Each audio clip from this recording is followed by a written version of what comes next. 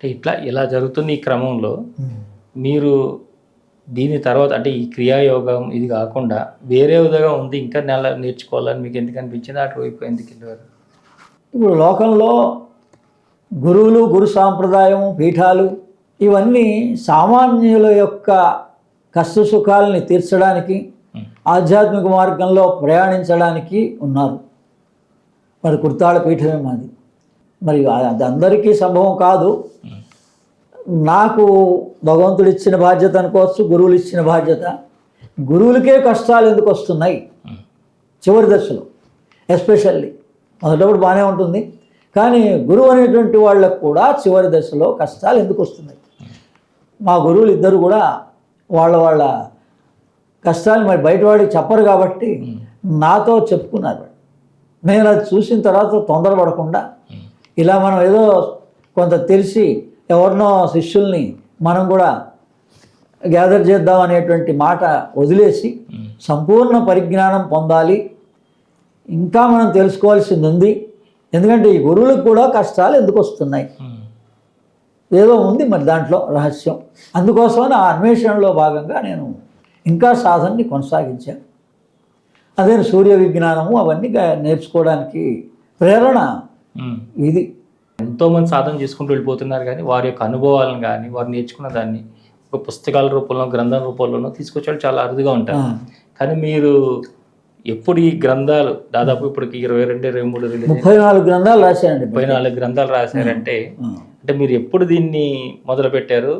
మొట్టమొదటి పుస్తకం మీది ఏది వచ్చిందని? అంటే నేను విశ్వం గారి దగ్గర ఉన్నంత వరకు ఆయన ఏం చెప్తే అది విన్నాం.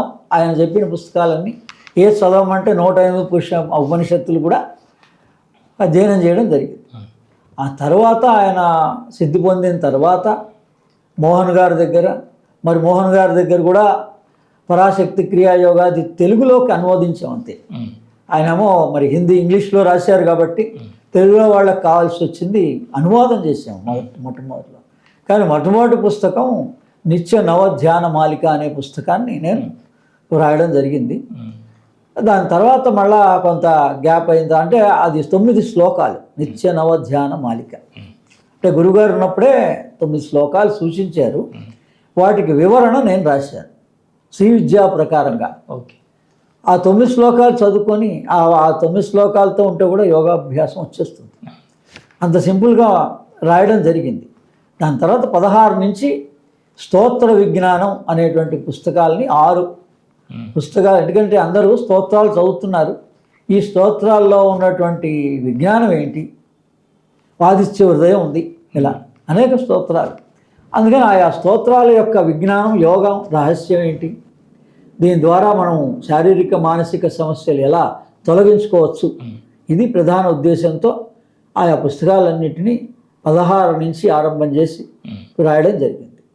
మీరు ఇప్పుడు ఏదైతే రాస్తాం అనుకుంటున్నారో వాటిల్లో ఆరోగ్యానికి అంటే శారీరక సమస్య, మానసిక సమస్య ప్రధానం. ఈ రెండింటికి రెమెడీ ప్రతివాడికి అందాలి. వాడి మనసు ఏది ఇష్టపడుతుందో అందుకోసం ఇన్ని పుస్తకాలుగా రాయడంలో మూల ఉద్దేశం అది. అంటే మనకి అఖండ గురుసత్తా అని 14 మంది, అంటే అనేక మంది గురువులు ఉన్నారు. మనం ఒక సీరియల్ ఆర్డర్ కొంతమందిని మనం సెలెక్ట్ చేసుకుంటే 14 మంది జంటలుగా 7 జంటలుగా ఉన్నారు. వాళ్ళందరి దగ్గరికి, అన్ని స్థానాల దగ్గరికి వాళ్ళ జీవిత చరిత్రలను చదివి నేను నా కృతజ్ఞతగా కూడా మీ ద్వారా ఈ 3 సంవత్సరాల్లో మరి కొండేటి నాగేశ్వరరావు గారిని, తర్వాత చక్రధరరావు గారిని, తర్వాత కామేశ్వరరావు గారిని, డాక్టర్ వెంకటేశ్వర గారిని, అలా దాని తర్వాత తణుకు మూర్తి గారిని, విశ్వపతి గారిని, ఇలా ఎంతోమందిని ఇప్పుడు కొంత నా కృతజ్ఞత, తర్వాత మన ఇద్దరం కలిసి కూడా వెళ్ళి వాళ్ళని ఇంటర్వ్యూ చేయడం జరిగింది. అలా ఎందుకు చేసాము అన్నదానికి మనం ఏదన్నా ఆధ్యాత్మికంలో వెళ్తుంటే కొన్ని మనకి తెలియదు, కానీ పెద్దలు చెప్పారు, ఉపదేశం తీసుకొని మనంతా మనం కాస్త చేసుకుంటూ ఉంటే మనకి ఎప్పుడు ఏది ప్రాప్తమో భగవంతుడు అప్పుడు అది అందిస్తాడు. అందుకని నా వరకు ఏంటంటే పూర్వజన్మది స్పష్టంగా తెలియబడితే ఇంకా అసలు ఈ జన్మలో మనకి కోరిక కానీ, వ్యామోహం కానీ, రాగద్వేషాలు కానీ ఇంకేం ఉండవు. అది అందరికీ చాలా కష్టం. ఎందుకంటే అంత మానసిక స్థితి, తట్టుకోగలిగే మానసిక స్థితి మనుషులకు ఉండదు. అది భగవంతుడు ఇచ్చిన వరం. గత జన్మ ఏదో తెలవకపోవడం మనం అనుకుంటాం, తొందరపడతాం. ఏది తొందరపడకూడదు. అది ఏ టైం కావాలో ఆ టైం తెలిస్తే మంచిది. లేకపోతే చాలా ఫ్లక్చువేట్ అయిపోతారు. ఈ యోగంలో కూడా తొందరపడిపోయి పై దాకా వెళ్ళిపోవాలనేటువంటి భ్రాంతితో పాపం వాళ్ళు కుటుంబానికి దూరం అయిపోయినారు. తనకంటూ ఏం లేదు, ఒక పద్ధతి లేదు. పాపం చాలా అస్తవ్యస్తమైన జీవితాలని ఎంతోమంది గడుపుతున్నారు. ఇప్పుడు శారీరక ఇబ్బంది పడిన వాళ్ళు ఎలా ఉన్నారో, మానసిక సమస్యలతో ఎలా ఉన్నారో, ఆధ్యాత్మిక సమస్యలతో ఉన్న వాళ్ళు కూడా ఉన్నారు. అవి చూసి నేను చాలా జాగ్రత్త పడి ఇంకా తెలుసుకోవాలి. ఇంకా మన అనుభవం కన్నా పెద్దలు చాలామంది 90 ఏళ్ళ వాళ్ళు ఉన్నారు, 80 ఏళ్ళ వాళ్ళు ఉన్నారు. వాళ్ళ అనుభవం తెలుసుకోవాలి అని నేను అందుకని నా సొంత అభిప్రాయంతో నేను వెళ్ళా. నాకు ఒక కటింగ్ పాయింట్ లాగా విశ్వపతి గారి దగ్గరికి వెళ్ళిన తర్వాత ఇంకెవరి దగ్గరికి వెళ్ళాల్సిన అవసరం లేకపోయింది. ఎందుకంటే గత జన్మ ఎప్పుడైతే తెలిసిందో మనం ఎందుకు వచ్చాము, మన జీవితం మిగిలిన జీవితాన్ని ఎలా గడపాలి అన్నది మనకి అనుభవం అయిపోయింది. అంటే ఈ పరంపరలో ఈ సాధన చేస్తూనే కూడా మీరు చాలామంది గురువుల్ని సూక్ష్మ రూపంలో కూడా ఆరాధిస్తున్నారు. దాంట్లో జిల్లెలు కూడా అమ్మవారు ప్రభావం కూడా మీ మీద చాలా ఎక్కువ ఉందని చెప్తుంటారు. కాస్త దాన్ని తెలియజేయండి. అంటే మా ఈ బేగంపేటలో కూడా ఆమె సహస్రాలు మన్నవ రాజరాజేశ్వరం గారు, అంటే ఆవిడ గురించి కూడా నాకు చాలా చెప్పింది యోగ ప్రకారంగా. ముందు మీరు రాజరాజేశ్వరం మొదట మాకు మన్నవ రాజరాజేశ్వరం గారే దగ్గర పెద్దమ్మ, స్వయానా పెద్దమ్మ. ఈమె కజిన్ సిస్టరే, ఆమె కూడా కజిన్ సిస్టరే. వీళ్ళంతా ఒకే వంశం వాళ్ళు, బాపట్ల వాళ్ళు. మా సొంత అమ్మగారు కూడా బాపట్లలో పుట్టింది. అది ఆ రకంగా ఏంటంటే అమ్మవారి యొక్క అనుగ్రహంతో ఈవిడ ఉన్నప్పుడే నేను ఆ సమాధి స్థితి అనుభవాన్ని అడిగా. అందరేమో ఓ గురువు దగ్గరికి వెళ్తే ఇంకా ఆ క్షణానికి ఏది అవసరమో ఆ అవసరాలు అడుగుతారు. అదే మొట్టమొదటి మా పెద్దమ్మ దగ్గర శిక్షణ పొందాం కాబట్టి విద్యా ప్రకారంగానే నేను అడగడం జరిగింది. మన మనసులో ఏదన్నా ఒకవేళ ఆ అవకాశం అవసరం వచ్చినా దాన్ని ఆపుకొని మీ అనుగ్రహం ఉంటే చాలు, మీ ద్వారా ఏదన్నా విద్య కానీ యోగం కానీ ప్రాప్తిస్తే చాలనే నేను అందరి దగ్గరికి వెళ్ళడం జరిగింది. ఆ రకంగా ఈ మన్నవ రాజేశ్వర అమ్మవారు కూడా నాకు మా మ్యారేజ్ అయినప్పుడు కూడా వచ్చింది, మా వివాహం అయినప్పుడు కూడా వచ్చింది, ఆశీర్వదించింది. అదే అప్పటి నుంచి కూడా తెలుసు. తర్వాత ఆమె చివరి దశలో నేను వెళ్ళడం జరిగింది. ఏదో సందర్భంగా వెళితే అప్పుడు కూర్చోమని చెప్పి అమ్మ అప్పుడు అనుకోకుండానే మన నోటితోటి వాక్కు వచ్చేది. అమ్మ నువ్వు మా వంశంలో రాజరాజేశ్వరి దేవతగా ఆవిర్భవించావు, మరి జీవితం అయిపోవస్తోంది, మరి ఏమిటిది, మరి తర్వాత దాని యొక్క అనుభవం ఏంటి, నాకు ఏదన్నా మరి ఆధ్యాత్మికంగా సూచన చేయమని అడిగాం. అప్పుడు ఆమె నాకు ఈ రకంగా సమాధి స్థితి ప్రాప్తించింది అంటే మరి చూపించు అన్నా. అందుకని ఆమె అప్పటికప్పుడు మళ్ళీ ఆ సమాధి స్థితిని పడుకున్నవాడు పడుకున్నట్లుగానే ఆవిడ చూపించింది.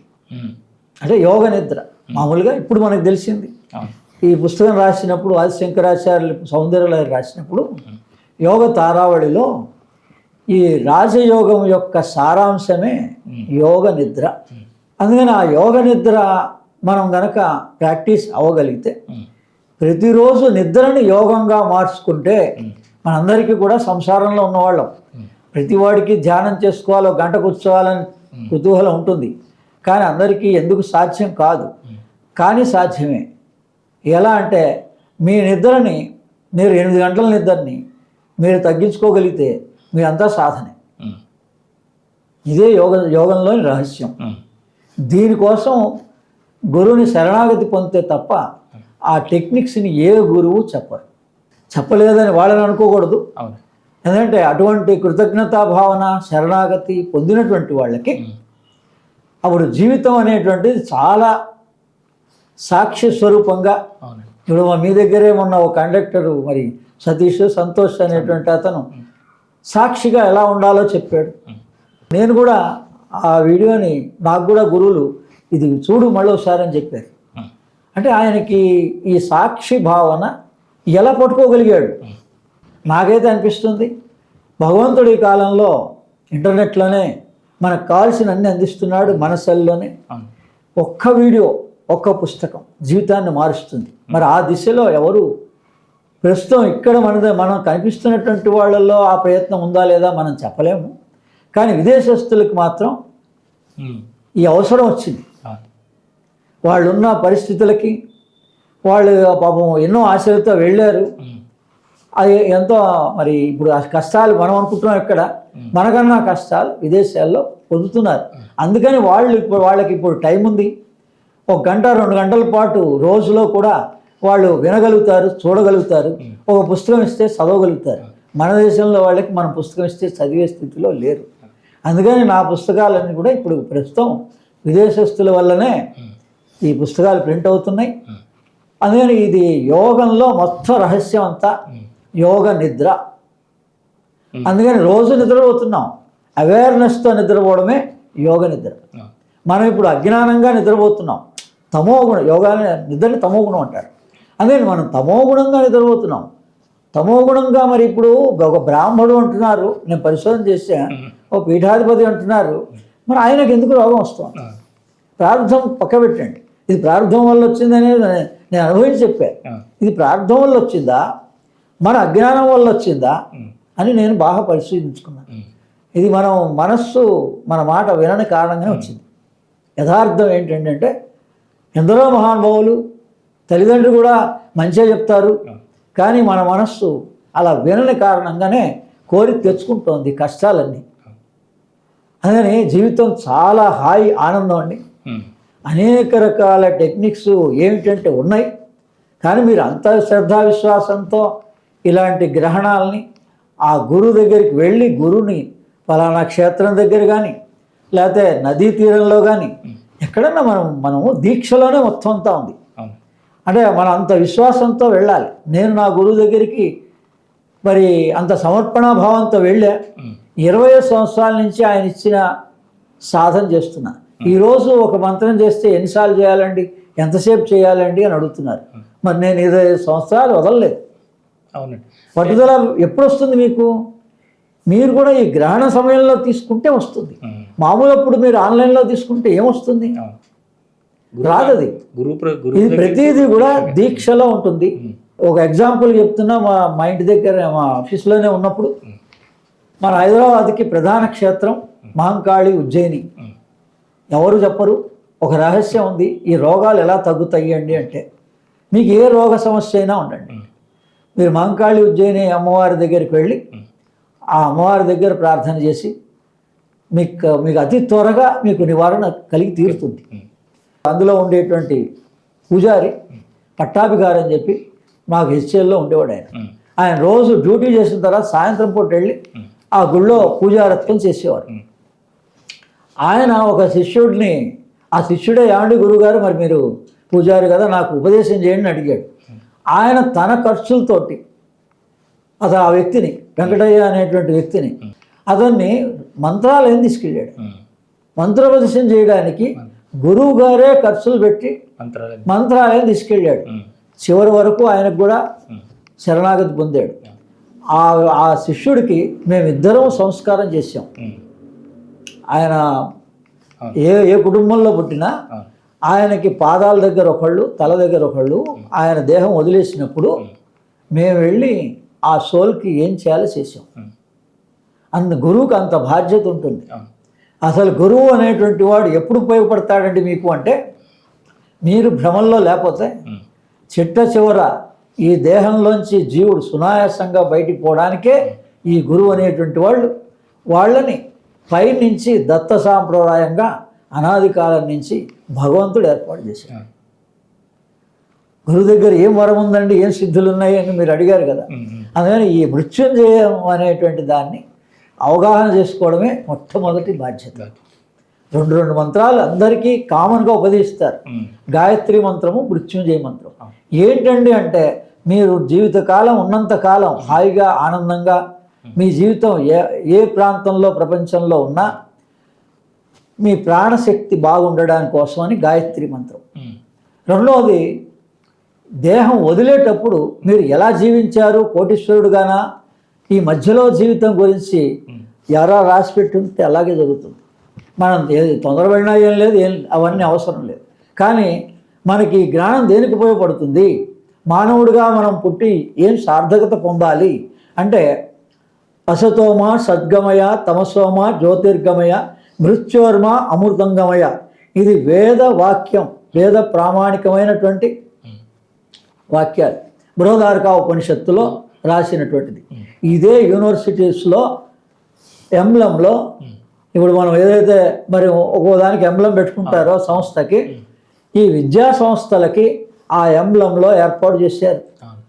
అసతోమ సద్గమయ అని, తమసోమ జ్యోతిర్గమయ అని, అలానే వేరే వాళ్ళు మృత్యోర్మ అమృతంగమయ అని.